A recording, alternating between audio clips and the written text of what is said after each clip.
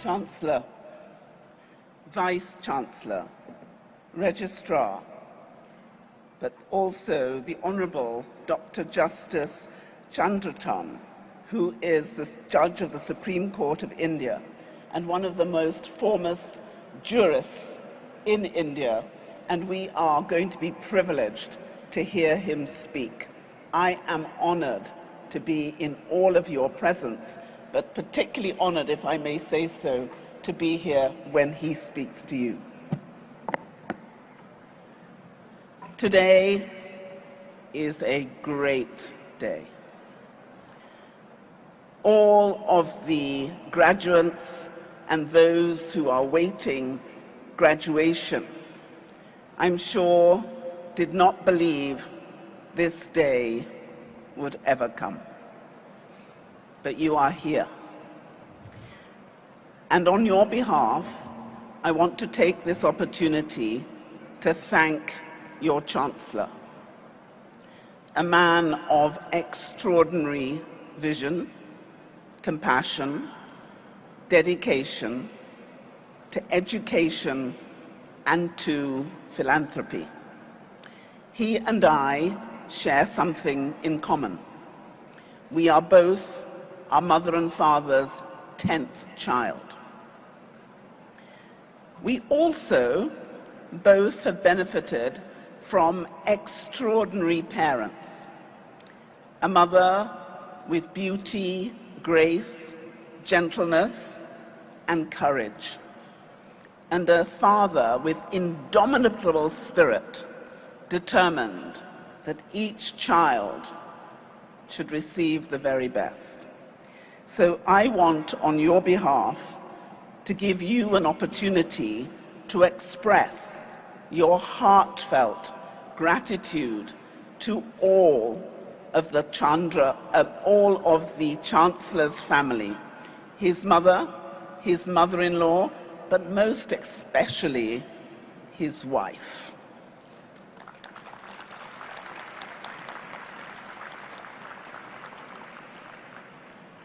I know that some of you will be feeling that you're suffering from the imposter syndrome. Have I really passed these exams? Am I really finally going to walk up these steps and be given my degree? Or will I wake up and find it was all a dream? Well, I want to tell you, this is all true.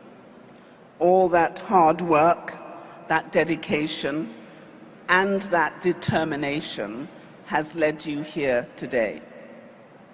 And you aren't the leaders of tomorrow. Each and every one of you are the leaders of today.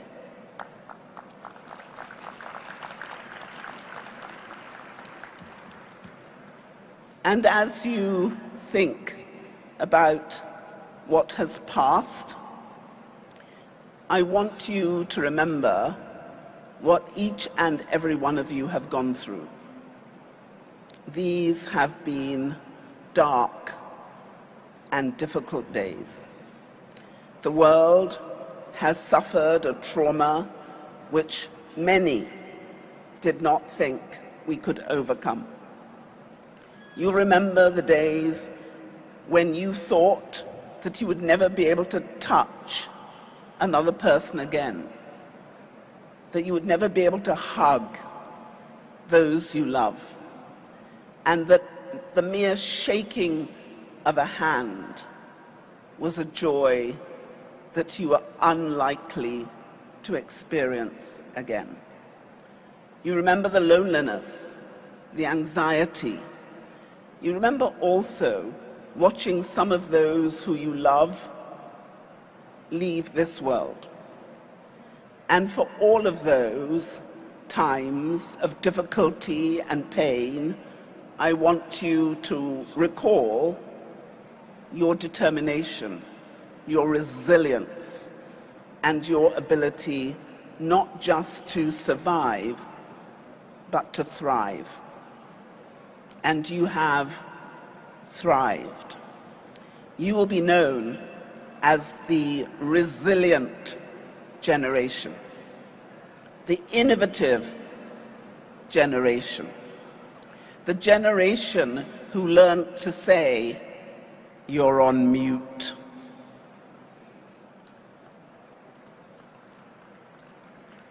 This opportunity to work virtually has been something which all of us will remember. But I also have to tell all of you in this wonderful stadium that in fact you all, without exception, belong to me. I, as Secretary General of the Commonwealth, am tasked with caring for, supporting, encouraging the 2.5 billion people who make up our Commonwealth.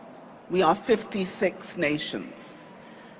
34 of those nations are small and vulnerable. But we have tiny countries. But India is the largest because you make up 1.3 billion of my 2.5 billion Commonwealth citizens. So I want to say thank you, India.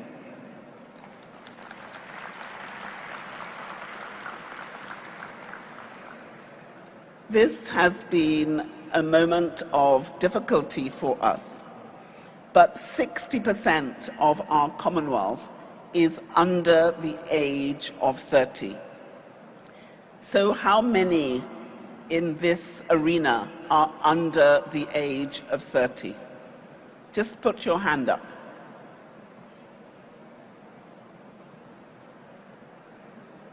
I think you're about 60% here also. Those of us who are over the age of 30, put your hand up. We're still alive. But also, isn't it wonderful that we're still learning, all of us? Because I know that there will be many coming to this stage who will be doing so not for the first time, not for the second time, but the third time as they get their doctorates. And I want to say a very warm congratulations for those of us who are older than the tender age of 30, but still want to learn. But I also want to tell you a little bit about me, because you're probably thinking, why has the Secretary General come? And I've come really to tell you, each of you, that you and I are just the same. Because it's easy for all of us to look at those of us who have joined the ranks of the known and to imagine there is something essentially different about us, something which sets us apart, something which means that you could never be like us, be one of us. And as you look at the panel, you'll see some remarkable men. And I'm so glad that I have been able to join them as one woman.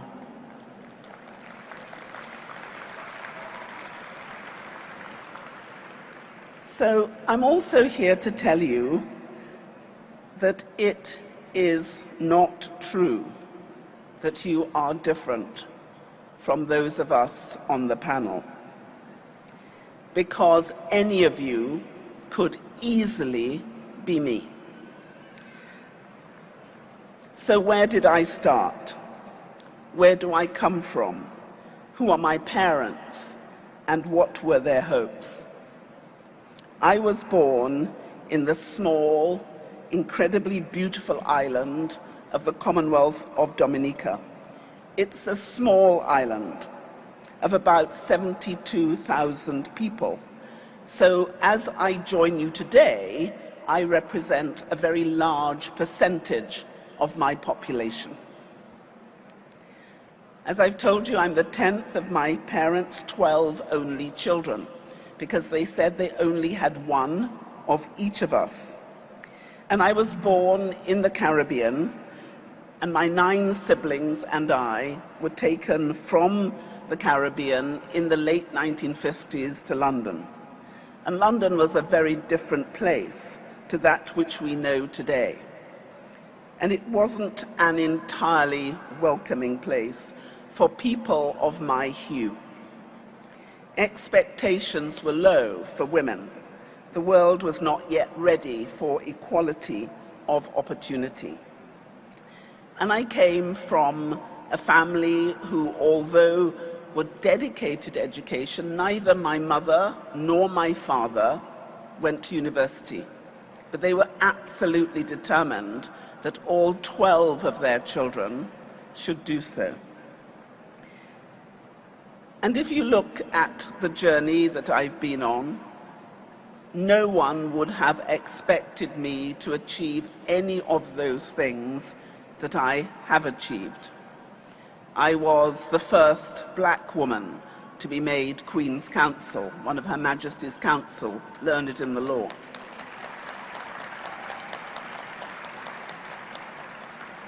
I was also the youngest since Pitt the Younger, and I always say he doesn't count because he became an honorary silk at the age of 21 when he became Prime Minister. But I was also the first black woman to become a Deputy High Court judge, a recorder, an assistant recorder, the first black woman to become a member of the House of Lords, and then to become a minister, and the first woman to become Her Majesty's Attorney General for England, Wales, and Northern Ireland.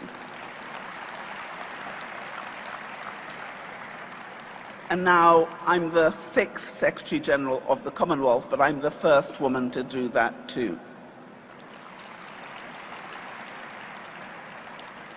Now, all of that came from the dedication of my parents, who had a vision for me and a vision for each of their children. But I want to say a huge thank you to your parents, your mothers, your fathers, your cousins, your sisters, your brothers, all of whom have supported you.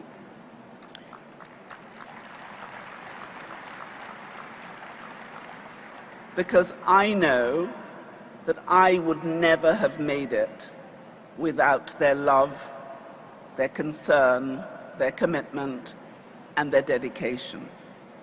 And every time I remember saying to my father, I can't do this. And anyway, no one else has done this. And his answer was always the same. Well, I guess you better be first. So I'm going to say to you what he said to me. God has blessed you, every single one of you, with a talent. It is your job to find that talent, to hone it, and then use it for the benefit of other people. I have to tell you that in a time that we are in now, where climate crisis is real, where we are at code red, when your generation is the first generation to actually suffer the aberrant consequences of climate change, but are the last generation to be able to do anything about it, at a time when we are facing so many of the world's exogenous shocks, the pandemic being only one of them, the economic dysfunction that has followed as a result, now consolidated by the disharmony in Europe and across the world. The world has never needed your passion, your acuity, your dedication, and your resilience more than it does today. And I have to tell you, you are a great generation. On your shoulders is placed the task of coming up with the innovations that we need to change the world. But we have watched you. The university has trained you. They've given you the tools, the gifts, the opportunities that you will need and you have to be the difference we need to see in our world. And I want you to be confident that there is nothing that we have done, those of us on this podium, which you cannot do. You will surpass us. You will come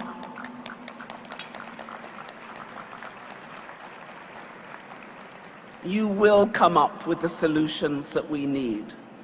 And we are going to salute you today.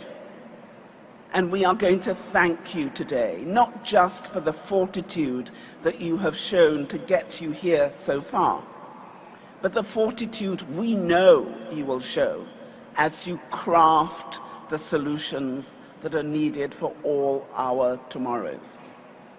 So I thank you, not just on behalf of the people of India, but I thank you on behalf of the people of the Commonwealth and our world, because you can do this.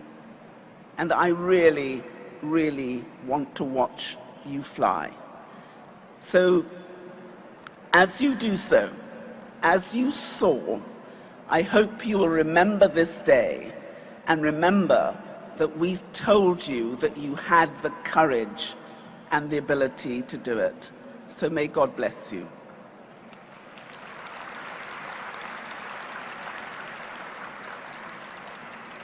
If you would allow me, I would like to give you the blessing that my mother and father always gave me when I was going on a journey. And believe me, you are all going on a journey.